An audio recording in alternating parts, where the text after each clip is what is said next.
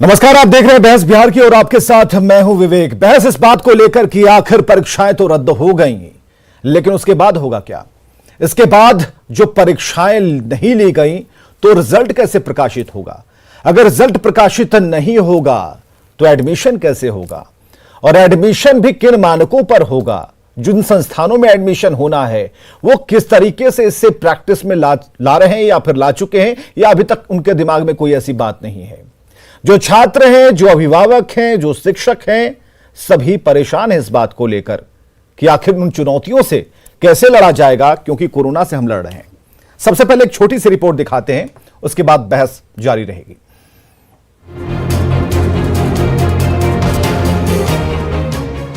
परीक्षा की टेंशन तो सरकार के फैसले ने खत्म कर दी। इस कारण को बताते हुए कि जिंदगी ज्यादा जरूरी है, हम छात्रों, अभिभावकों और शिक्षकों की जान से खिलवाड़ नहीं कर सकते। लेकिन मात्र परीक्षा रद्द करने से चुनौतियां खत्म नहीं होती। खासकर बने हुए परीक्षा तंत्र, सिस्टम और मानकों के अलावा एक नई लाइन लेकर चलना, जिसकी प्रैक्टिस ना तो छात्रों को है ना ही उन संस्थानों को। चुनौतियों की बात की जाए, परीक्षाएं रद्द हुई तो कैसे आएगा रिजल्ट? सवाल है कि रिजल्ट जारी करने का फॉर्मूला क्या होगा? क्या फेल पास का फासला खत्म हो जाएगा? उच्च शिक्षण संस्थानों में एडमिशन कैसे हो पाएगा? हायर एजुकेशन में किस आधार पर स्कॉलरशिप मिल पाएगी? परीक्षा देकर आए छात्रों से मुकाबला कैसे हो पाएगा? मेरिट लिस्ट के बिना टॉपर का चयन कैसे होगा? स्कॉलरशिप पर पढ़ाई करने वाले छात्र क्या बेसहारा महसूस करेंगे? मेधावी छात्रों के मन में क्या डिप्रेशन अपना घर बना लेगा? विदेशी संस्थानों में दाखिला कैसे होगा? कुल मिलाकर नए पैटर्न की तरफ बढ़ रही व्यवस्था के पास इसे जमीन पर उतारने और चुनौतियों से संभालने के लिए कितनी प्रैक्टिस है, फिलहाल कहा नहीं जा सकता। लेकिन तय यह भी करना होगा कि महामारी काल के परीक्षार्थियों को भी उतनी ही तवज्जो देनी होगी जितनी की ऑफलाइन और रेगुलर छात्रों को। Bureau report, news 18। चलिए, इस बात को समझना बेहद जरूरी है। ये ऑनलाइन और ऑफलाइन एक शब्द नहीं है, बल्कि इसके पीछे पूरी परिपाटी काम करती है, वो फैसला काम करता है। हमने कह दिया कि ऑनलाइन पढ़ाई होगी, लेकिन ऑनलाइन का रिजल्ट हमने 2020 में देखा है, 2021 में उससे रफ्तार हमने लेते हुए देखा। अब जो बात हो रही है कि कैसे इससे उबरा जा सकता है, जो हालात है हमारे सामने हैं, लेकिन आगे की चुनौतियों पर किस तरीके से हम पार पाएंगे। जो छात्र अभी परीक्षा देने की जुगत में थे, वो टॉपर बनना चाहते थे, तो उन मानकों का क्या? परीक्षाएं रद्द हो गई, रिजल्ट कैसे आएगा?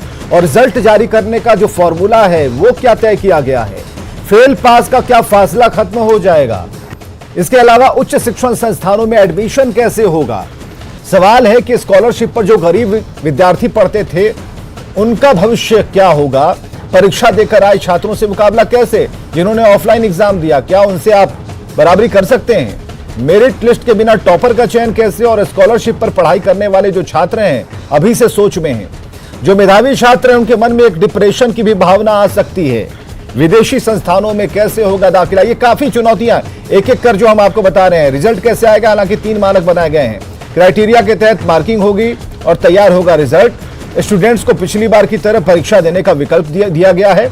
और इसके अलावा अगर आप अपने मार्क्स से संतुष्ट नहीं, अपने नंबरों से संतुष्ट नहीं है, तो आपको इसका भी एक विकल्प दिया जाएगा एग्जाम का। लेकिन उसके लिए भी सरकार ने बस इतना कहा है कि पहले इस आफत काल से हम बाहर निकल जाएं, कोरोना काल से बाहर निकल जाएं। छात्रों को राहत तो मिली है कि सीबीएसई की 12वीं की परीक्षाएं रद्द कर दी गई हैं, लेकिन चुनौतियों की बात हमने सबसे पहले की। पीएम की अध्यक्षता में इस बैठक में फैसला लिया गया था।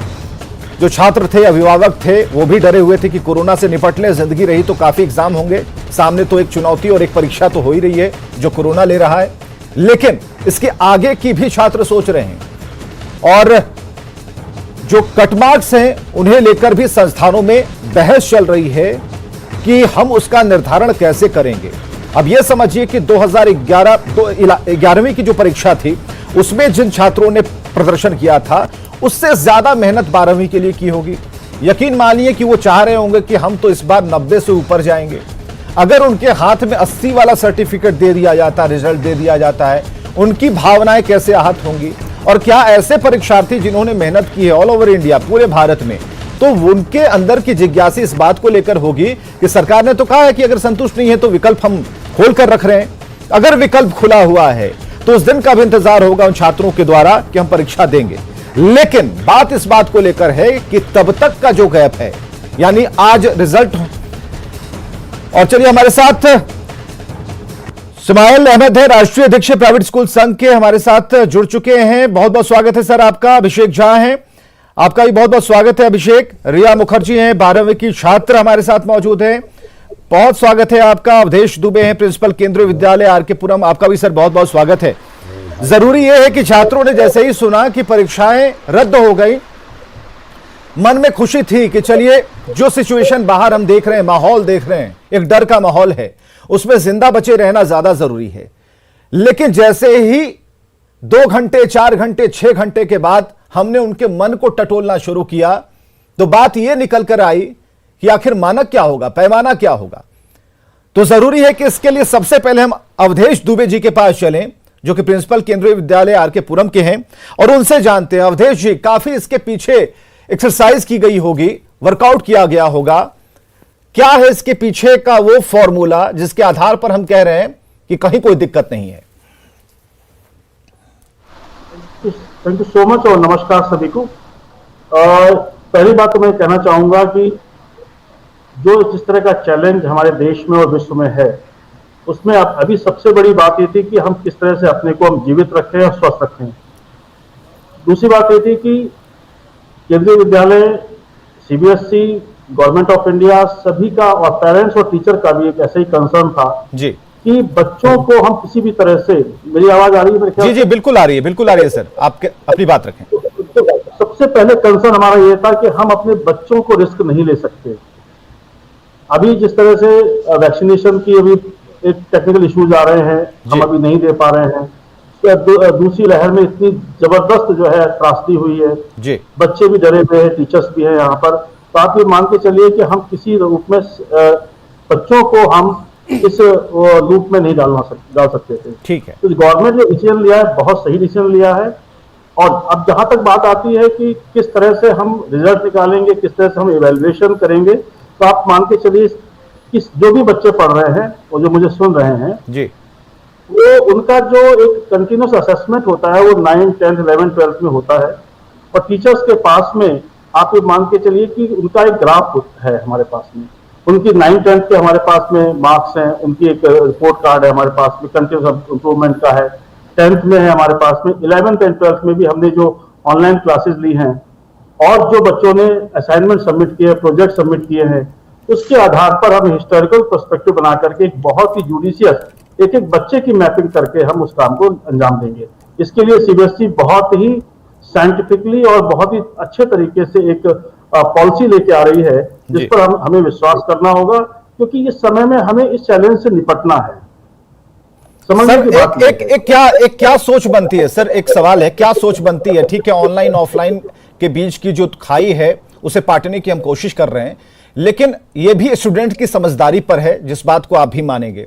हम एक सवाल करना चाहते हैं कि इस दरमियान जो छात्रों ने जो पढ़ाई की, जिन व्यवस्थाओं के तहत पढ़ाई की, उसके बाद का चैप्टर यह खुलता है कि एग्जाम की तैयारी तो थी पूरी, रद्द हो गई। चलिए, उसका एक कारण, बड़ा कारण है कि हम महामारी से लड़ रहे हैं, लेकिन इन मानकों के बीच में, इस अंतराल में जो परीक्षार्थी तैयारी कर रहे थे, जिन्होंने एग्जाम देना था, उनके एग्जाम नहीं हो पाए।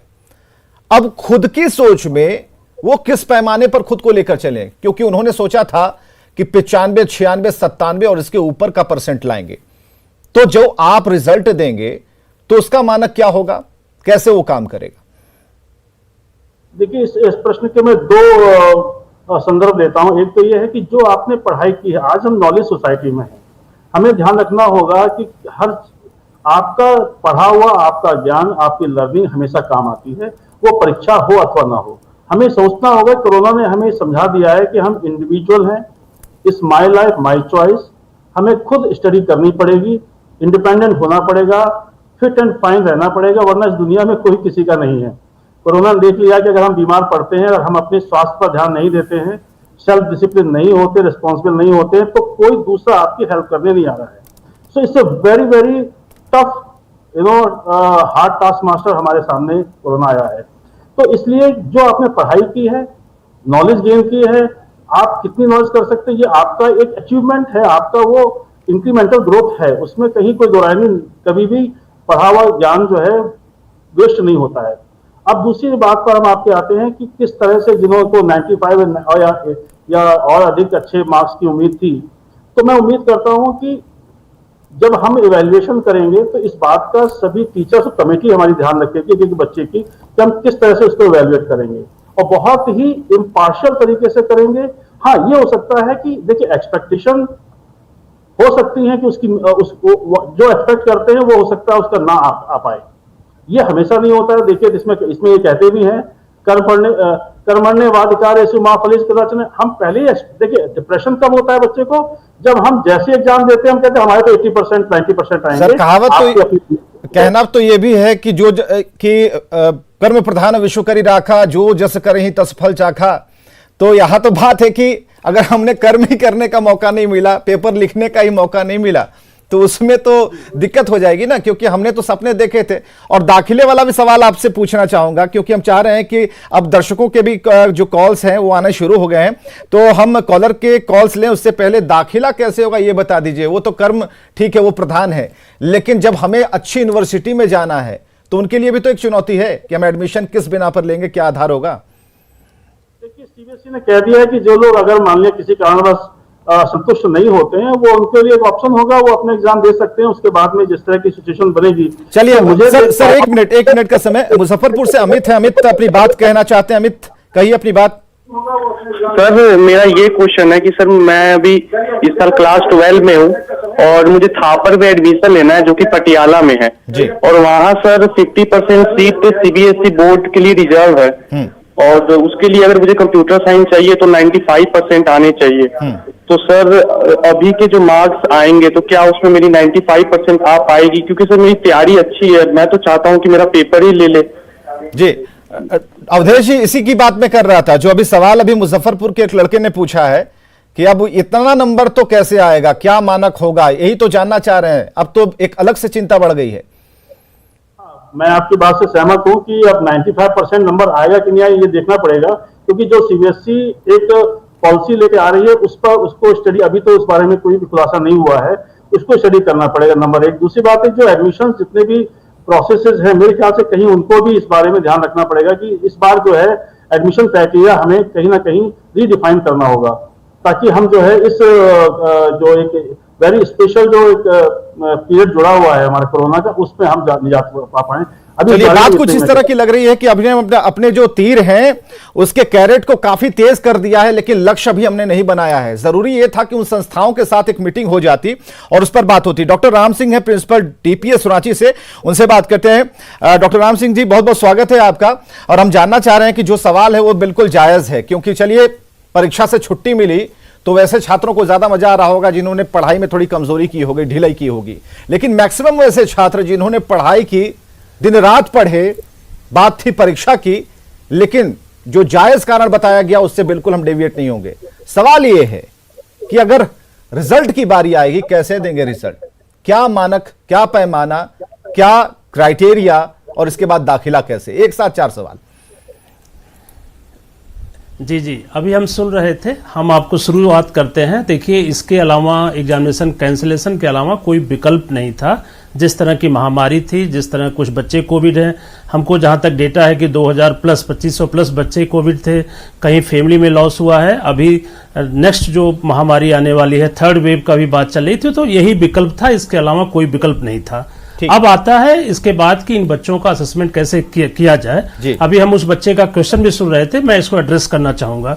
देखिए 2 तरह के बच्चे पूरे थोड़े परेशानी में लग रहे हैं। एक वे बच्चे जो कंपटीशन की तैयारी करते हैं और बोर्ड एग्जाम के कुछ दिन पहले वो अपने बोर्ड एग्जाम पर फोकस करते हैं, तो उनका जो स्कूल के जो असेसमेंट होते हैं, जो हाफ ईयरली एग्जामिनेशन होते हैं, प्री बोर्ड 1 होता है, उसको बहुत सीरियसली नहीं लेते हैं। वो सोचते हैं कि हम बोर्ड में अच्छा कर लेंगे, 1 महीना का हम प्रिपरेशन कर लेंगे। ये बच्चे अपने प्री बोर्ड के मार्क्स को हाफ ईयरली में जो सीरियसली नहीं दिए हैं, इसलिए वो थोड़े पैनिक हैं। और दूसरा पैनिकनेस हमको दिखने में आ रहा है कि बच्चे ये सोच रहे हैं कि हम प्री बोर्ड में तो 80% पाए हैं, हम बोर्ड में 95 पा सकते थे, तो मेरा क्या 80% रह जाएगा या 95% हो जाएगा जी। हम आपको बताएं कि जो सिस्टम बनाया जा रहा है मार्क्स के कैलकुलेशन का, वो फुल प्रूफ सिस्टम है। जितने बच्चे एग्जाम दिए हैं उसमें से अगर मान लीजिए प्री बोर्ड उनका 3 हुआ है, तीनों में जो बेस्ट मार्क्स है वो लिया जाएगा। तो बच्चों को ऑप्शंस ज्यादा मिल जा रहे हैं। अगर 2 या 3 एग्जाम दिए हैं तो जो बेस्ट मार्क्स है वो लिया जाएगा। दूसरी बात यह है स्कूलों का, हर स्कूल का पिछले 3 साल के रिजल्ट को स्टडी किया जा रहा है। हर सब्जेक्ट के एवरेज को निकाल के स्कूलों को भेजा जा रहा है, जो उनका रेफरेंस होगा, जो उनका आधार होगा असेसमेंट का।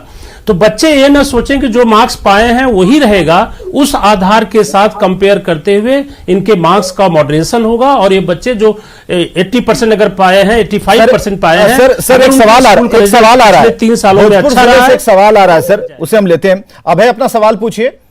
नमस्कार सर जी सवाल पूछिए। हमारा सवाल ये है सर कि कम से कम जो ऑनलाइन एग्जाम भी तो हो सकता था। ऑनलाइन क्यों नहीं हुआ? बिल्कुल ऑनलाइन एग्जाम क्यों नहीं हो रहा है? ठीक है। इस सवाल को बढ़ाते हैं, इस सवाल को भी बढ़ाते हैं। डॉक्टर राम सिंह जी, आखिर ऑनलाइन की व्यवस्था थी, ऑनलाइन ऑफलाइन दो चीजों की बात, लेकिन जो फिजिकल एक अटैचमेंट होता है पेपर से, कलम से, शिक्षकों के साथ, बोर्ड के साथ, वो चीजें नहीं हो पाई। चलिए ऑनलाइन पर आकर हम सिमट गए, हमारे पास था ही क्या, हारे को हरिनाम।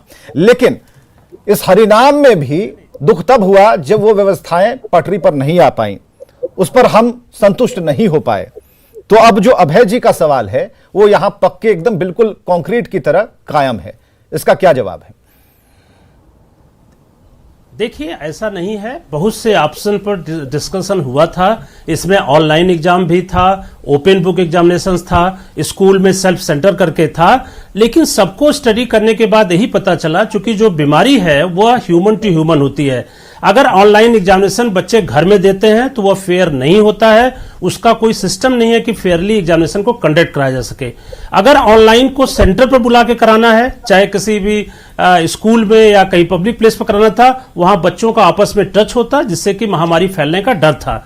तो इसीलिए ऑनलाइन एग्जामिनेशन नहीं कराया गया। उसमें यह भी चर्चा हुई थी कि 50 मार्क्स का कर दिया जाए, केवल कोर सब्जेक्ट का एग्जामिनेशन किया जाए। तो ऐसा न सोचें कि सभी ऑप्शंस को डिस्कशन में नहीं लाया गया था। सब कुछ डिस्कस करने के बाद ये हुआ था कि इनका जो क्राइटेरिया है वह इस तरह से बनाया जाए कि जो भी टीचर्स बेस्ड हो, स्कूल के टीचर्स इन्वॉल्व हो और उनका मार्क्स जो है उनको सही मिलेगा, इसलिए चिंता करने की जरूरत नहीं है। चलिए सिवान से राम कुमार जी, और हम कहना चाहेंगे बाकी जितने दर्शक इस वक्त हमारे साथ फेसबुक से जुड़े हैं या फिर अभी टेलीविजन से चिपके हुए हैं, उनके जो सवाल हैं, जो लोग देख रहे हैं, उनके अभिभावक भी अपना सवाल पूछ सकते हैं, क्योंकि 3 बातें जो प्रधानमंत्री कही ये जायज है। शिक्षक भी अपने सवाल कर सकते हैं, प्रिंसिपल साहब भी, बड़े स्कूलों के प्रिंसिपल बैठे हुए हैं हमारे साथ, तो जरूरी है कि इसे ज्यादा से ज्यादा क्लियर करें, ताकि कंसेप्ट क्लियर रहेगा तो ज्यादा आसान होगा जो विपरीत स्थितियों में जो फैसला है उसे लेने में। हमारे साथ सिवान से राम कुमार है। राम कुमार जी अपनी बात कहें।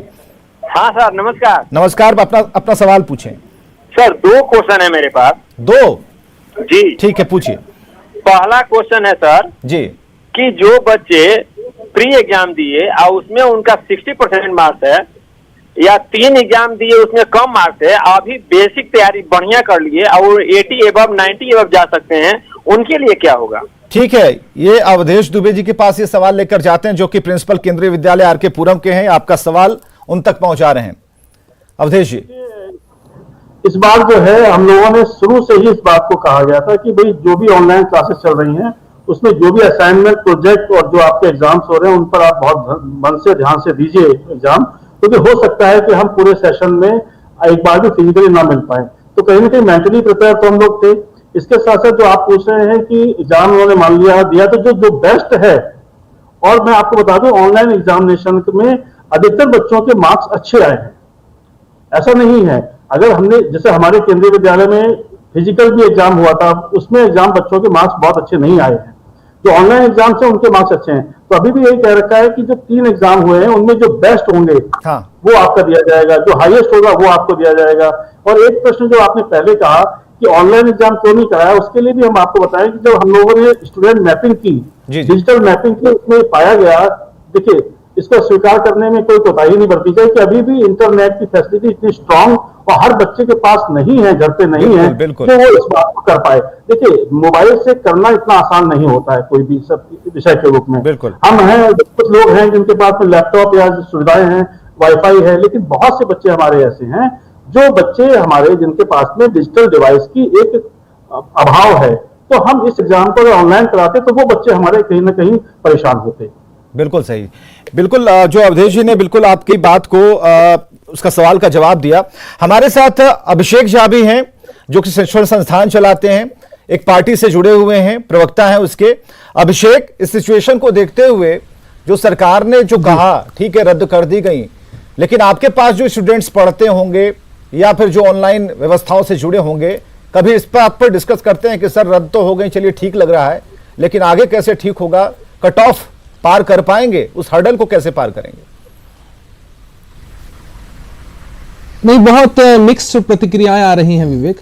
जैसे हम सब ने छात्र जीवन जिया है, आपने, मैंने, यहाँ जो भी प्रतिष्ठित लोग बैठे हैं सब लोगों ने। जी जी। किसी भी छात्र के लिए उसके जीवन में दो बहुत महत्वपूर्ण पड़ाव होते हैं, 10वीं की परीक्षा, 12वीं की परीक्षा। उसके अंकों का महत्व, उसका जो रिज्यूम तैयार होता है, सीवी तैयार होता है, उसमें जरूर अंकित रहता है कि किसने कितने परसेंटेज लाए थे। जी जी। इसमें मिक्स है कि जो बच्चा थोड़ा ध्यान कम देता है पढ़ाई पर, उसके अंदर थोड़ा खुशी का भाव है कि चलिए भाई हमको परीक्षा देनी नहीं पड़ी। लेकिन जितने भी मेहनती, अधिकांश जो मेधावी छात्र हैं, उनके मन में कंफ्यूजन का भाव, थोड़ा सा मतलब विचलित होने जैसा भाव कि भाई परीक्षा हमारी नहीं हो पाई, हमने इतने दिनों तक तैयारी की थी। और एक और बात से आप भी इत्तेफाक रखेंगे, जैसे होता यह है ना कि कभी अगर परीक्षा की तिथि निर्धारित होगी, एक हफ्ते के बाद अगर परीक्षा होनी है, तो उसकी स्ट्रैटेजी बनाकर बच्चे पढ़ते हैं, सब्जेक्ट पर फोकस करते हैं, लक्ष्य निर्धारित करके लगातार सब्जेक्ट के साथ लगे रहते हैं। लेकिन अगर पहले ही मालूम चल जाए कि आपकी तो परीक्षा ही नहीं होनी है, तो बच्चा उस तरह से पढ़ता नहीं है और सब्जेक्ट का नॉलेज जिस लेवल में उसको होना चाहिए उस लेवल तक नहीं होता है। मैं उसके दूसरे परिप्रेक्ष्य में भी थोड़ा इसको लेकर जाना चाहूंगा। हम जानते हैं कि सबसे जो प्रतिष्ठित परीक्षा होती है इंजीनियरिंग एंट्रेंस, आईआईटी और मेडिकल के लिए नीट, उसके अलावा भी लॉ की जो परीक्षाएं हैं, बहुत सारी परीक्षाएं हैं। तो इन परीक्षाओं में जो भी बच्चे बैठते हैं उसके लिए एक मिनिमम कट ऑफ परसेंटेज होता है 12th में। हालांकि अब तो असेसमेंट प्राइवेट स्कूल्स के द्वारा किया जाएगा, नियमावली तैयार की जा रही, किस तरह से बच्चों को परसेंटेज मिलेगा, बच्चे उस कट ऑफ को पार कर पाएंगे नहीं कर पाएंगे, वो तो भविष्य के घर में छिपा हुआ है। लेकिन उस परीक्षा की तैयारी के लिए भी बोर्ड्स का जो सिलेबस होता है बड़ा इंपॉर्टेंट होता है विवेक। तो बच्चों के अंदर एक दुविधा का भाव देखने को लगातार मिल रहा है। हमसे जुड़े बहुत सारे बच्चे हैं, हमारे ढेर सारे विद्यार्थी, और हम तो मतलब इस पठन पाठन के कट ऑफ वाले हर्डल पर भी बात करेंगे अभिषेक, उस कट ऑफ वाले हर्डल पर भी बात करेंगे। इस वक्त मेरठ से एक हमारे कॉलर हैं अजय, कुछ कहना चाहते हैं। अजय जी, अपना सवाल पूछिए। सर, हम खान सर के बारे में बोलना चाह रहा हूँ जी। उस विषय पर अभी आज हम बात नहीं कर रहे हैं। आज बात हो रही है कि अगर 12वीं की परीक्षाओं की तैयारी आपने की और अब परीक्षाएं रद्द हो गई तो उसके बाद क्या। बहुत बहुत शुक्रिया हमसे फोन कर बातचीत करने के लिए। दूसरे कार्यक्रम में आप हमारे साथ जरूर जुड़िएगा जब इस विषय पर हम चर्चा करेंगे और किसी व्यक्ति विशेष पर बातचीत करेंगे। हमारे साथ रिया मुखर्जी है, 12वीं की छात्रा हैं। प्रधानमंत्री को चिट्ठी इन्होंने लिखा और मीडिया के पर्दे पर चली आई। मंशा इनकी ये नहीं थी, मंशा ये थी कि अपनी बात प्रधानमंत्री तक पहुंचाई जाए। रिया, क्या मैं सही बोल रहा हूं? हाँ जी, बिल्कुल बिल्कुल। तो ये जो परीक्षाएं रद्द की गई, आपके मन में भी वो सारी बातें, जितने भी सवालों और जवाब के दौर पर चल रहे थे बातें, क्या वो दिमाग में आपके भी आ रही हैं? रद्द होने से खुश हैं आप? नहीं खुश हैं तो क्यों नहीं खुश हैं? हाँ, और क्या दाखिले का भी डर है आपको? देखिए, मैं हमारे माननीय प्रधानमंत्री के इस फैसले से बहुत खुश हूँ, क्योंकि मेरे को ये लगता है, हाँ मैंने भी तैयारी की है, मेरी परीक्षा के लिए बोर्ड जा रहे थे, तो हाँ मैंने ज़रूर तैयारी अपनी की थी। लेकिन अब क्योंकि रद्द हो गए हैं तो मैं इस बात को लेकर भी खुश हूँ, क्योंकि हमारी जो हेल्थ है वो भी प्रायोरिटी है। और जो दूसरी बात है कि ये सवाल मेरे मन में भी उठे थे कि अब चलो परीक्षाएं तो रद्द हो चुकी हैं, लेकिन अब आगे क्या। तो इस मुकाम पे मैंने सोचा कि क्यों ना अगर सीबीएसई हम छात्रों को खुले में 3 या 4 ऐसे रास्ते बता दे जिनको जो ठीक लगता है वो उस रास्ते पे चलने के लिए तैयार हो। जैसे कि पहला ये हो सकता है कि जिनको जैसे कि जो छात्रा है, मतलब 10 लाख या फिर उससे भी ज़्यादा छात्रा बाहर पढ़ने के लिए जाना चाहते हैं। हाँ। और उनकी इस प्रोसेस में रुकावटें आ रही हैं क्योंकि अभी तक हमारे रिजल्ट्स डिक्लेयर नहीं हुए हैं और हमें इन रिजल्ट्स की बहुत जरूरत है जुलाई खत्म होने के पहले तक। चलिए, जो आपने सोचा है रिया, जो आपने सोचा है, जाना चाहते हैं या रिया, आपने जो सोचा है अगर वो नहीं हो पाता है, रिया आपने जो सोचा अगर वो उस लाइन तक अगर आप नहीं आ पाती है तो फिर वो इंटरनल असेसमेंट के थ्रू द्वारा उनको हम अगर मार्क्स देके आगे बढ़ा सकते हैं तो बहुत ही लाजवाब। और जो दूसरा ऑप्शन हो सकता है कि जो लोग सहमत नहीं हैं अपने इंटरनल मार्क्स से, मतलब किसी से क्लासेस नहीं हो पाई, किसी के प्री बोर्ड्स में अच्छे मार्क्स नहीं आए या फिर किसी के बोर्ड हाफ ईयरली में अच्छे मार्क्स नहीं आए, तो वो या तो ऑनलाइन परीक्षा में बैठ सकते हैं या फिर जो ऑनलाइन से भी सहमत नहीं है, जो तीसरा ऑप्शन खुला हो सकता है बच्चों के लिए। ये तो ठीक है रिया, आपने सही कहा, ये आपने सही कहा, लेकिन एक बार फिर हम जरा वो ऑफलाइन के लिए बैठ सकते हैं। एक बार फिर हम डॉक्टर राम सिंह के पास चलना चाहेंगे। राम सिंह जी, अगर ठीक है हम अपने नंबरों से संतुष्ट नहीं है, ये गैप कितने दिनों का होगा, महीनों का होगा या साल का होगा? क्योंकि सरकार ये भी कहेगी कि देखिए थोड़ा दुरुस्त होने दीजिए, मौसम मिजाज बन जाने दीजिए, उसके बाद परीक्षाएं ले लेंगे। देखिए, दो चीजें मैं बताऊं। अभी रिया की बात को हम सुन रहे थे, ये फॉरेन यूनिवर्सिटीज की बात कर रही थी, मैं वहां से थोड़ा शुरू करना चाहता हूं। फॉरेन में क्या है, यूनिवर्सिटीज में एडमिशन के लिए बच्चों का एसे राइटिंग और पर्सनालिटी टेस्ट ये सब भी देखते हैं। वो बदलाव वहां पर भी हुए हैं। आजकल सेट के एग्जामिनेशन जो है वो कैंसिल हो गए हैं, बच्चों का डायरेक्टली जो असेसमेंट वो ऑनलाइन कर रहे हैं। तो इसलिए जो फॉरेन यूनिवर्सिटीज में एडमिशन लेना चाहते हैं उनको भी चिंता करने की जरूरत अभी नहीं है, चेंजेस हो रहे हैं।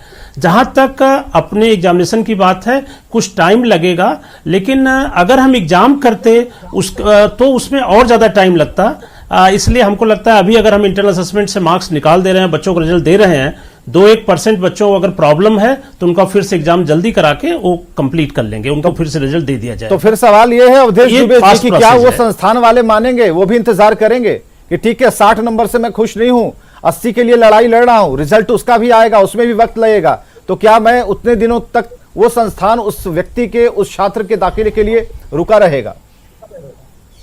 फोटो एक बात इसमें कहना चाहूंगा कि जीवन का जो उद्देश्य है वो जीवन में स्वस्थ रह करके जीवित रहना जरूरी है। देखिए, ये छोटा सा फेज है, ब्लैक स्पॉट है, हो सकता है कुछ समय बाद में बिल्कुल ही जाएगा, हो सकता है साल भर लग जाए, हो सकता है 2022 में हम फ्री हो जाए इससे, उसके बाद पुनः हम लोग उसी जीवन में जिएंगे। देखिए, जीवन का उद्देश्य मार्क्स या किसी एडमिशन नहीं लेना है, जीवन को उच्चतर बनाना है और सीखना है और आगे। और नॉलेज आप जब सेल्फ स्टडी करते हैं, अपने को आप हमेशा इंप्रूव करते रहते हैं, ओपन रिसोर्सेज से आपके इतना डिजिटल है, तो आप मान के चलिए जो आपने सीखा है वो कहीं नहीं जाएगा सर्टिफिकेट में। यदि और आजकल आप देख लीजिए हर जगह एडमिशन में कहीं ना कहीं आपका ऑनलाइन टेस्ट हो रहा है, इंटरव्यू हो रहा है, आपका असेसमेंट हो रहा है, उसके बाद ही आपको लिया जा रहा है। सर्टिफिकेट के बेस पर बहुत कम जगह है जहां पर इस तरह के एडमिशन होते हैं। तो मेरा निवेदन सिर्फ इतना है, बच्चों से भी है, मैं एज ए टीचर भी बात कर रहा हूँ और एक पेरेंट की बात कर रहा हूँ कि मैं अपने बच्चे की खुशी और उसकी हेल्थ देखने की जरूरत हूँ। मेरा बेटा भी है, जो बेटी है, दोनों जब वो आज स्वस्थ हैं तो मुझे उसमें ही सेटिस्फेक्शन है। कोई बात नहीं, 1-2 साल अगर नहीं होगा तो कोई इशू नहीं, ऐसा है। हम पढ़ते रहेंगे, मैं पढ़ रहा हूं, मैं आगे स्टडी कर रहे हैं और चीजों को हम कर रहे हैं, नॉलेज हमारी गेन होती जा रही है, हम रिफाइन कर रहे हैं जहां जहां हम नहीं फोकस कर रहे थे। और जैसे ये चीजें सामान्य होंगी उस वक्त हम पुनः अपनी डबल स्पीड से काम करेंगे। मेरा सिर्फ यहाँ निवेदन ये है कि इस वक्त एग्जाम के बारे में ना सोच करके अपनी खुशी, हेल्थ और जीवन के बारे में सोचें और अपने को रिस्पॉन्सिबल सेल्फ डिसिप्लिन करें, सेल्फ इंप्रूव करेंगे। This is the best chance to learn at your own space, own your speed और at your own comfortable zone, nothing wrong in that। ये बहुत आप ही देखिए ना कि सेकेंड वेव में हालत खराब हो गई sir, psychological as a teacher और एज ए मतलब जो है इंडिविजुअल मैं परेशान हो रहा था कि क्या व्यवस्था है कि आए दिन जो है आपको जो है सिर्फ बुरी खबरों के अलावा कुछ मिल नहीं रहा था। तो ऐसी स्थिति में हम पढ़ाई लिखाई के बारे में तो बाद में सोचेंगे, जो अभी मिल पा रहा है, जो हम कर पा रहे हैं वो हम कर रहे हैं बेस्ट। हमारे इससे जुड़ा आपने अपने बच्चों की बात कर दी, कुछ देर के बाद मैं अपने बच्चों की बात करूंगा, उससे भी जुड़ा हुआ सवाल जरूर पूछूंगा। और हमारे साथ गाजियाबाद से सुधीर है हमारे कॉलर, उनसे बात करते हैं। सुधीर अपनी बात रखिए। सुधीर जी अपनी बात रख सकते हैं आप? चलिए, आवाज हम तक नहीं पहुंच पा रही है, तब तक शमाइल अहमद से हम बात करते हैं, राष्ट्रीय अध्यक्ष हैं प्राइवेट स्कूल संघ के। इस फैसले को लेकर या फिर भविष्य को लेकर आपकी चिंताएं क्या हैं अहमद साहब, और क्या आप भी बिल्कुल उस बात से सहमत है जो हमारे साथ 2 प्रतिष्ठित स्कूलों के प्रिंसिपल कह रहे हैं? नहीं, देखिए, प्रधानमंत्री ने जो निर्णय लिया है एग्जामिनेशन कैंसिल करने का, उसका private school and children welfare association स्वागत करता है, क्योंकि जो अभी परिस्थिति बनी हुई थी पिछले 5-6 महीनों से जी, और जिस तरह से कोरोना को लेकर के बच्चों के बीच में जो दहशत थी, उसकी वजह यह थी कि पिछले 15 महीने से बच्चे स्कूल नहीं जा रहे थे और ऑनलाइन जो पढ़ाई हो रही थी वो भी बहुत सेटिस्फैक्ट्री नहीं थी, जिसको लेकर के बच्चों के बीच में और पेरेंट्स के बीच में डर का माहौल था और कहीं ना कहीं वो डरे हुए थे कि बच्चों की जो तैयारी हो रही है वो बहुत अच्छी नहीं है। ऐसा नहीं है कि स्कूल ने कोशिश नहीं की, लेकिन जिस तरह से कोरोना को लेकर करके घर से बाहर बच्चों को निकलना मना था, कोचिंग इंस्टीट्यूट जाना मना था, टीचर्स को घर में आना मना था, तो इन सब चीज़ों को देखते हुए बच्चे कहीं ना कहीं भयभीत थे, लेकिन तैयारी उनकी जोर शोर पे थी। अगर मार्च में सीबीएसई अपने समय से एग्जाम ले लेता तो ये सिनेरियो नहीं आता और बच्चे पूरी तरह से तैयार थे एग्जाम देने के लिए, लेकिन सीबीएसई ने जो डेट बढ़ा दिया, मई कर दिया, मई के बाद जून कर दिया और उसके बाद इंडेफिनिट हो गया, क्या होगा नहीं होगा, तो बच्चों के एक तरह से मानसिक तौर पे वो बच्चे बीमार हो गए। ठीक है, ये क्यों नहीं हुआ, हो जाना चाहिए था, इस पर बात करेंगे, ये बात बिल्कुल करेंगे। पटना से निशांत है, निशांत अपनी बात रखें। निशांत अपनी बात रख सकते हैं आप? हेलो, हाँ, अपनी बात रखें। निशांत, अपने टेलीविजन सेट का वॉल्यूम म्यूट कीजिए और अपना सवाल पूछिए। कम कर दिए। हाँ, पूछिए। हाँ, करना है कि जो बच्चा मैंने की प्राइवेट से भरा है सीबीएसई का फॉर्म, उसकी कैसे रिजल्ट दी जाएगी? एक बार फिर से अपने सवालों को जरा समझाने की कोशिश कीजिए। जैसे जो बच्चा का कंपार्ट लग गया है, स्कूल से दिया एग्जाम, पिछले साल कंपार्ट लग गया, ठीक है, फिर इस साल कंपार्टमेंट एग्जाम के लिए जो फॉर्म भरा गया जी, वो कैसे एग्जाम देगा, उसका रिजल्ट कैसे दिया जाए? ठीक है, डॉक्टर राम सिंह जी, इसका जवाब आप दे पाएं। देखिए, जो बच्चे कंपार्ट में हैं उनका कहने का मतलब ये है कि उन बच्चों का असेसमेंट स्कूल के द्वारा थ्रू आउट ईयर ऑनलाइन या ऑफलाइन नहीं हुआ है, तो उनको किस आधार पर पास किया जाएगा। देखिए, सीबीएसई इसके लिए भी कुछ न कुछ तरीका लेके आएगी। हो सकता है कि इनका जो पिछले मार्क्स है वो उसके आधार पर या और कोई तरीका लेके आएगा जिससे इनको प्रमोट किया जाएगा। किसी भी वर्ग को, किसी भी सेगमेंट के बच्चों को छोड़ा नहीं जाएगा। क्योंकि हम कंक्रीट नहीं बोल सकते, अभी वो डिस्कशन प्रोसेस में है, अभी कोई निकल के नहीं आया है, इसलिए हम बहुत ऑफिशियली उसको कुछ बोल नहीं सकते हैं। ठीक है, ये एक सधी हुई प्रतिक्रिया थी आपकी, लेकिन इससे जुड़ा हुआ, क्योंकि हमने कुछ देर पहले देखा कि हर बच्चे के पास मोबाइल नहीं है और तकनीक के दृष्टिकोण से उतने ज्यादा सबल हम नहीं हुए कि हमने कह दिया ऑनलाइन तो पूरी तरह से पूरा भारत ऑनलाइन हो गया। ऐसा नहीं हो सकता। कोशिश की जा रही है, उसमें हम लगातार निरंतर बढ़ते जा रहे हैं। उन छात्रों की बात जो गांव से आते हैं, ग्रामीण हैं, मेहनती हैं, मेधावी हैं, लेकिन जेब खाली है, जेब से कमजोर है, जो स्कॉलरशिप से पढ़ाई करते थे, जिनकी पढ़ाई उससे होती थी, उनके बारे में ये जो रिजल्ट रिपोर्ट कार्ड आएगी उनकी, वो कैसे उसे सपोर्ट कर पाएगी, और वो अभी से ही घबराए हुए हैं कि आखिर कैसे इस चुनौती को, इस बाधा को हम पार कर पाएंगे। डॉक्टर राम सिंह जी,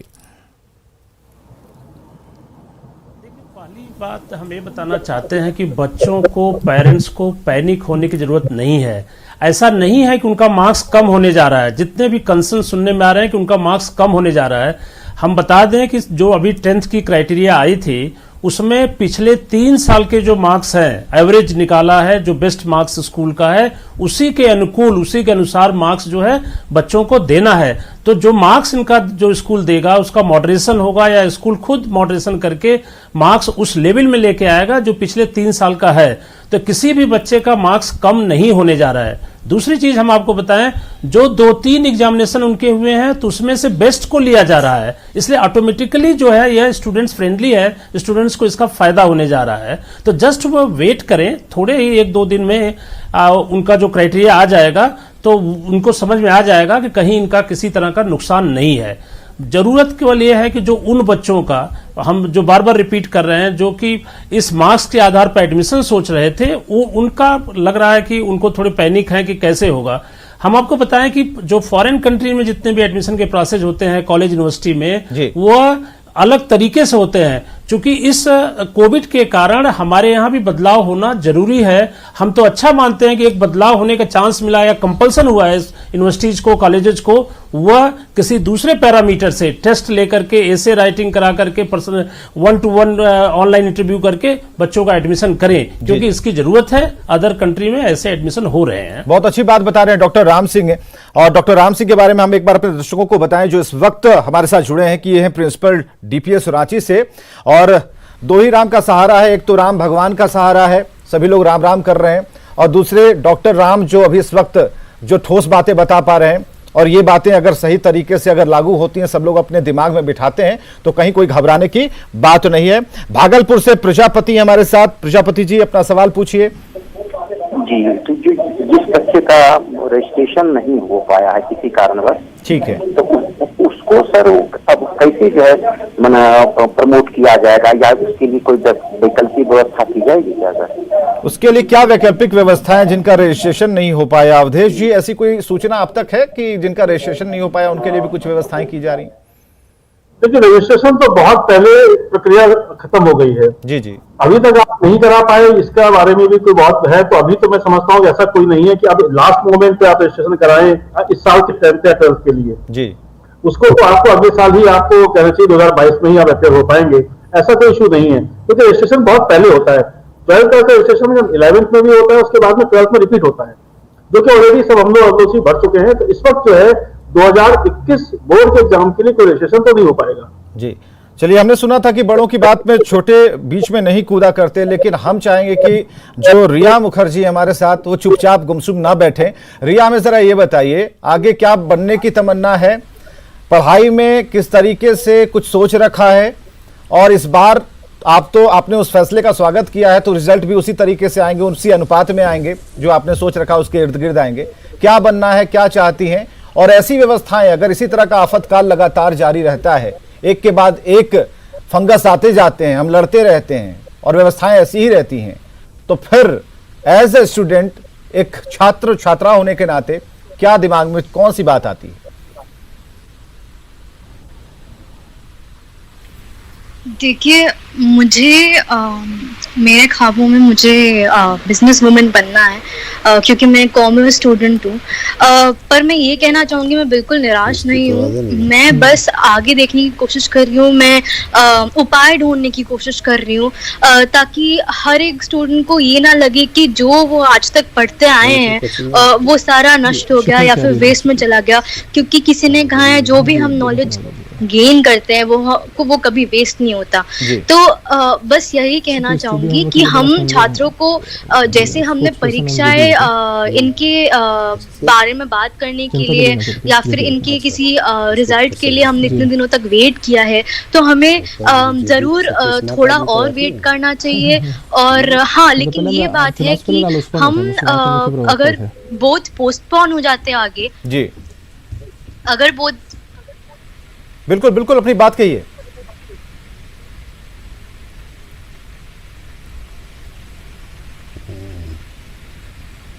रिया तो मैं कह रही थी कि अगर बोर्ड पोस्टपोन हो जाए तो फिर वो और बड़ी समस्या होगी। इससे बेहतर है कि जो भी सीबीएसई हमें रास्ता दिखाए, जैसे मैंने पहले बताया, उन 3 रास्तों में से कोई भी अगर कोई चुनना चाहे और आगे बढ़ सकता है अपनी जिंदगी के साथ।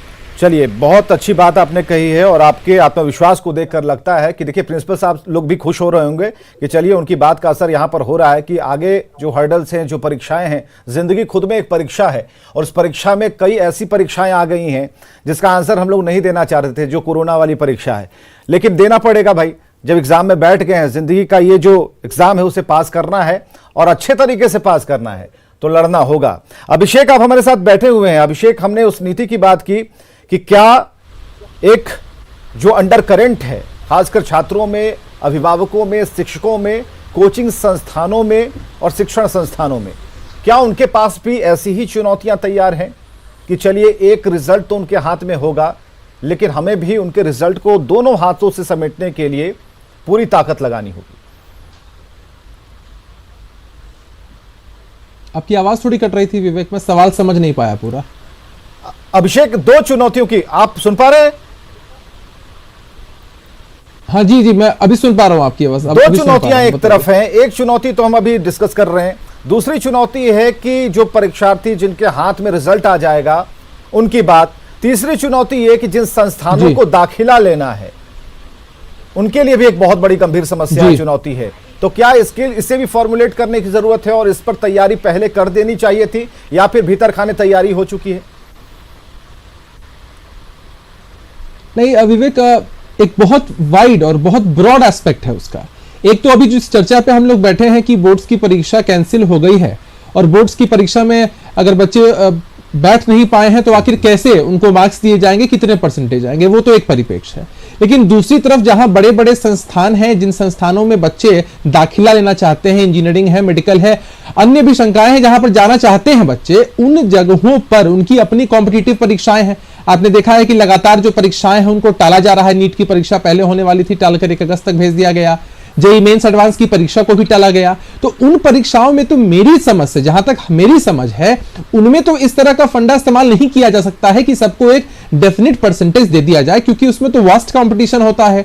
और दूसरा कि वहां सीटों की संख्या भी बड़ी कम होती है। जबरदस्त कंपटीशन के बाद बच्चे वहां दाखिला ले पाते हैं। तो मुझे लगता है कि पिछले साल भी हम सब ने देखा था, भले ही परीक्षाओं को कैंसिल कर दिया गया था जो बोर्ड की परीक्षाएं थी, लेकिन और उत्तीर्ण कर दिया गया था बच्चों को, लेकिन जो भी कॉम्पिटिटिव एग्जाम्स थे विवेक, उनको लिया गया और तब बच्चों का दाखिला वहां पर हो पाया। तो जहां तक जिन भी बड़ी संस्थाओं की बात है, वहां दाखिला लेने का जो प्रोसीजर है वो तो मुझे लगता है कि एग्जाम के बाद ही वो तय हो पाएगा, जब इस महामारी से थोड़ा हम निकल पाए। पिछले साल भी अगस्त सितंबर के महीने में हम उबर रहे थे इस महामारी से। सिवान से हम अनिमेश से अपना सवाल पूछ सकते हैं। अनिमेश अपना सवाल पूछिए। समायल सर से क्वेश्चन करना चाहते हैं। पूछिए कि जितने बच्चे सर फॉर्म अप्लाई किए हैं, जो उसमें पैसा दिया गया रजिस्ट्रेशन और परीक्षा फॉर्म के लिए, परीक्षा के लिए जी, तो परीक्षा नहीं होने के दरमियान वो पैसा वापस होगा या सरकार रख लेगी? समायल जी, आज सुबह ही हमने एक चैनल पे लाइव में बोल रहा था कि private school and children welfare association ने जो लगातार कई महीनों से एग्जामिनेशन को कैंसिल करने के लिए जो प्रधानमंत्री और भारत के शिक्षा मंत्री से मांग की थी, बच्चों के हेल्थ को देखते हुए और उनके जान की सुरक्षा के लिए, तो वो मुहिम हमारी कल पूरी हो गई। प्रधानमंत्री को मैं धन्यवाद देता हूं। और दूसरी मुहिम मैंने आज से ही शुरू कर दी है कि जो बच्चे हमारे 10th एंड 12th के एग्ज़ामिनेशन फ़ीस जमा किए हैं, अब सीबीएसई वो पैसा लेती है एग्ज़ामिनेशन कंडक्ट कराने के लिए, एवोल्यूशन कराने के लिए या दूसरे कामों के लिए, इंफ्रास्ट्रक्चर के लिए। तो वो अब एग्ज़ामिनेशन तो नहीं लेंगे, अब स्कूल को मार्क्स देना है। तो सीबीएसई उस पैसे को वापस करे, इसकी मैं एसोसिएशन पुरजोर मांग करती है। आज मैं चलिए अवधेश इस बारे में क्या कहना चाहते हैं उनकी भी राय लेते हैं, फिर डॉक्टर राम सिंह जी से। और मैं कहूँगा जी, देखिए ऐसा है कि जहां तक मैं फीस के बारे में तो अभी कुछ नहीं कह सकता हूं, क्योंकि मैं I am not the right person to comment on this one. लेकिन हाँ, इतना मैं कह सकता हूं कि सीबीएसई रिजल्ट और मार्क्स की वजह से, डेट की वजह से किसी भी बच्चे को डिसअपॉइंटमेंट नहीं होगा। आप तो इतना काम करें, जो बच्चे ने सुन पा, रिया से तो मैं, रिया को सुनकर मुझे बड़ा खुशी हुई कि आप अपनी पढ़ाई जारी रखें, अपने को तैयारी जारी रखें और कॉम्पिटिटिव एग्जाम के लिए तैयार रखें अपने के लिए। नॉलेज कभी भी आपकी जो है वेस्ट नहीं जाएगी। और आप बिल्कुल इस बात पर एश्योर रहें कि हम टीचर एक एक बच्चे की मैपिंग करके, उसकी स्टडीज को देख करके हम उसी हिसाब से हम उस पर डिसीजन ले रहे हैं। जो बेस्ट बच्चे के इंटरेस्ट में होगा वो डिसीजन हम लेकर के रिजल्ट तैयार कर रहे हैं, इसमें कहीं कोई दो राय नहीं है। आप बिल्कुल निश्चिंत रहें। हाँ, आप अपनी तैयारी जारी रखें और बिल्कुल आप कॉन्फिडेंट रहें एंड आउट ऑफ फियर रहें। चलिए, रिया मुखर्जी डायरेक्ट एक बड़ी अच्छी बात आपने कही है, लेकिन उस सवाल का जवाब, फीस वाली जो सवाल का जवाब है वो मिल नहीं पाया सर। तो वो जो हमारे अभी अनिमेश जी सिवान से जुड़े हुए थे, वो चाह रहे थे कि इसका कुछ तो अभी तक मतलब निकलना चाहिए था कि जब कुछ होगा ही नहीं, परीक्षार्थी बैठेंगे ही नहीं। नहीं बिल्कुल तो, आनंद जी, हाँ। इसके पैसे सीबीएसई को देनी चाहिए, क्योंकि अभी कोरोना काल में पूरे देश में लोगों की नौकरी चली गई है, लोग बेरोजगार हो गए हैं, पैसे नहीं है। तो ये जो 2000-2500 सीबीएसई ने लिया है, उस पैसे को अगर वापस बच्चे को कराते हैं तो कम से कम 1 महीने का राशन तो उनके घर में आ जाएगा। आज भी जो है 1.5 करोड़ बच्चों में से 1.25 करोड़ ऐसे बच्चे हैं जिनके घर में खाने पीने का प्रॉब्लम है। इसलिए private school and children welfare association के राष्ट्र अध्यक्ष नाते मैं बच्चों के लिए सीबीएसई से मांग करूंगा कि उनके पैसे वापस किए जाएं और कुछ अमाउंट आप रख लें, कुछ स्कूल को दें, चूंकि स्कूल को रिजल्ट बनाना है। हाँ, इस पर प्रतिक्रिया लेंगे, इस पर स्कूल को रिजल्ट बनाना है तो कुछ स्कूल के फंड में दें और बाकी पेरेंट्स को वापस करें। ठीक है, सत्येंद्र पटना से हैं। सत्येंद्र जी अपना सवाल पूछिए। सत्येंद्र जी, आप हमें सुन पा रहे हैं? जी सत्येंद्र जी, अपने टीवी का जरा वॉल्यूम म्यूट कर लीजिए, उसके बाद हमें स्पष्ट सुनाई दे पाएगा आपका। अच्छा, एक्चुअली हम पूछना चाह रहे थे कि कोविड के चलते 11th का एग्जाम नहीं हुआ है बहुत सारे स्कूल में, तो ये दे रहा है कि 9th, 10th, 11th के आधार पर उसका रिजल्ट दिया जाएगा जी, तो उसमें क्या होगा, कैसे लिया जाएगा? ठीक है, इसे क्लियर करना है। ठीक है, आप ध्यान लगाकर सुनिए, इसीलिए कहते हैं कि कार्यक्रम में शुरू से अगर जुड़ेंगे तो सारे सवालों का उत्तर मिल जाएगा। डॉक्टर राम सिंह के पास चलते हैं। डॉक्टर राम सिंह जी, इनके लिए थोड़ा इसे फिर एक बार रिपीट कर दीजिए।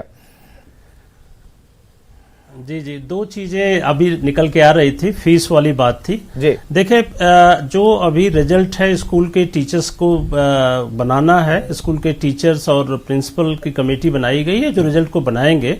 हमको जैसा याद आ रहा है कि कुछ रेमुनरेशन इनके लिए भी किया गया है जी। सीबीएसई पर अब देखिए, इस फीस को कुछ उसका खर्च जरूर होगा। अगर वापस न कर सके, आगे के एग्जाम के लिए एडजस्ट कर सके या कुछ और निकाल ले तो अच्छा ही रहेगा, क्योंकि बच्चे या पेरेंट्स का एक कंसर्न है। लेकिन यह गवर्नमेंट का डिसीजन होगा और ये सीबीएसई का होगा, ये इनको लेना है। दूसरी बात जो अभी बात कर रहे थे कि 9, 10, 11, 12 का ये अभी क्या क्या ऑप्शंस है उस पर चर्चा हो रही है। देखिए, कुछ एक व्यू ये भी निकल के आ रहा है कि 9 और 10 में सभी सब्जेक्ट होते हैं, सोशल साइंस होता है। 11, 12 में मान लीजिए फिजिक्स, केमिस्ट्री, साइंस का केवल हो जाता है। तो क्या 9, 10 के मार्क्स को 11, 12 के मार्क्स देने के लिए आधार बनाना चाहिए या नहीं बनाना चाहिए? बहुत से लोग इससे सहमत नहीं है। मैं व्यक्तिगत रूप से सहमत नहीं हूं कि 9 के मार्क्स को, जिसमें सोशल साइंस, हिंदी, संस्कृत, उसके मार्क्स को आधार बना के 12th का फिजिक्स, केमिस्ट्री या इसमें मार्क्स दिया जाए। तो अभी एक प्रोसेस है, डिस्कशन का है। ज्यादा अप्रोप्रिएट होगा कि जो 11th के और 12th के जो एग्जाम्स हुए हैं उनको उसमें जो बेस्ट है बच्चों का, उसको आधार बना के स्कूल का जैसा रिजल्ट रहा है उसको मॉडरेशन करके बच्चों का रिजल्ट दिया जाए।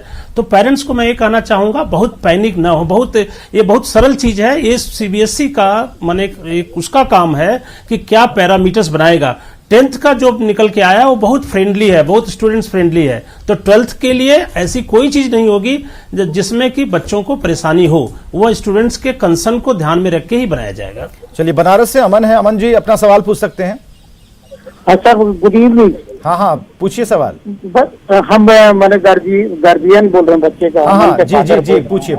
मेरा सवाल है सर, डॉक्टर साहब ने शायद अभी दे ही दिया कि जवाब वही जानना था कि मार्किंग कैसे होगा। चलिए देखिए, यही ध्यान लगा देने से यही फायदा होता है कि कई लोगों को एक साथ उत्तर मिलता है, तो इसमें कहीं कोई दिक्कत नहीं है। लेकिन जितने तरीके के सवाल हैं, तकरीबन 10 से 12 ऐसे सवाल थे जिन्हें लेकर हम इस चर्चा में लगातार बने हुए हैं और कई लोग हमें कॉल भी कर रहे हैं। रिया से हमारी बात इसलिए हुई कि रिया ने जो प्रधानमंत्री को चिट्ठी लिखी और उन्होंने एक स्पष्ट एक सपोर्ट किया कि क्यों नहीं ऐसा हो सकता है। अगर सिचुएशन बदल रहे हैं, सबसे पहले जिंदगी है, तो जिंदगी को बचाने के लिए हम कई आयामों पर चर्चा कर सकते हैं जब हमारे पास दरवाजे बंद हो। तो उन्हीं में से एक आयाम ये भी है और इसी आयाम के तौर पर इसे पॉजिटिविटी के साथ, सकारात्मक दृष्टिकोण के साथ देखना होगा ताकि भविष्य में हर आपदा से हम लड़ सकते हैं। लेकिन बात फिर वहां पर आती है कि हम इसके लिए कितनी प्रैक्टिस कर पाए, कितनी प्रैक्टिस होनी चाहिए थी जो नहीं हो पाई। अभिषेक, क्या हमारी प्रैक्टिस इतनी थी कि हम इस पे ढल जाएं? दूसरा सवाल, गांवों तक तकनीक की पहुंच, ये भी सवालों में है। ये भी कहीं ना कहीं हमें कमजोर बनाता है उस प्रैक्टिस के लिहाज से। निश्चित रूप से विवेक, हम भारत जैसे देश में रहते हैं जहां जनसंख्या इतनी है और हमारे पास सीमित संसाधन है। आप और मैं, हर कोई गांव से आता है और गांव में किस तरह से पढ़ाई होती है, स्कूलों में जाकर बच्चे पढ़ते हैं। बहुत सारे लोगों के पास तो धन का इतना अभाव होता है कि वह एकदम मध्यम वर्गीय परिवार से आने वाले बच्चे उसी परिवेश में पढ़ते हैं। तो टेक्नोलॉजी इतनी ज्यादा नहीं है गांवों तक पहुंची हुई। इंटरनेट कनेक्टिविटी की आप बात कर ले, मोबाइल फोन्स की बात कर ले, लोग अफोर्ड नहीं कर पाते हैं। तो इस विषम परिस्थिति में जब ऑनलाइन एजुकेशन को प्रमोट किया गया तो कहीं ना कहीं बहुत सारे ऐसे बच्चे थे जो सही तरीके से इससे रूबरू नहीं हो पाए, वंचित रह गए। हालांकि सरकार ने भी बहुत प्रयास किए और बहुत सारे स्कूलों ने भी बहुत प्रयास किए, लेकिन एक बस एग्जाम्पल मैं आपसे शेयर करूं कि जैसे हम में से बहुत सारे लोगों ने वैष्णो देवी का जाके दर्शन किया होगा। हम उतनी लंबी ऊंची चढ़ाई चढ़ते हैं, उसके बाद जाकर वैष्णो माता का दर्शन करते हैं, तब जो अनुभूति होती है, और सुबह में जब आस्था चैनल या किसी धार्मिक चैनल पर जब आरती चल रही होती है, उसको देखकर जो अनुभूति होती है, ऑनलाइन और ऑफलाइन एजुकेशन में उतने का ही डिफरेंस मेरे हिसाब से है कि जब तक आप संघर्ष नहीं करते हैं, स्कूल में नहीं जाते हैं, पढ़ाई पर आस्था और एक माहौल में आप नहीं जाते हैं, इसका बस निष्कर्ष यही है कि पढ़ाई पर आपकी आस्था कितनी है। अगर आस्था विश्वास है तो कितने भी इंच पर भगवान उतने ही दिखेंगे, किताबें दिखेंगी, गुरु दिखेंगे। और हमारे साथ गुरुओं की टोली यहां पर बैठी थी। बहुत बहुत शुक्रिया, आप सभी समय निकालकर इस पैंडेमिक सिचुएशन में आए, बहुत बहुत शुक्रिया। और बाकी जो दर्शक हैं लगातार बने रहिए न्यूज़ 18 बिहार झारखंड के साथ, क्योंकि खबरें अभी भी जारी हैं।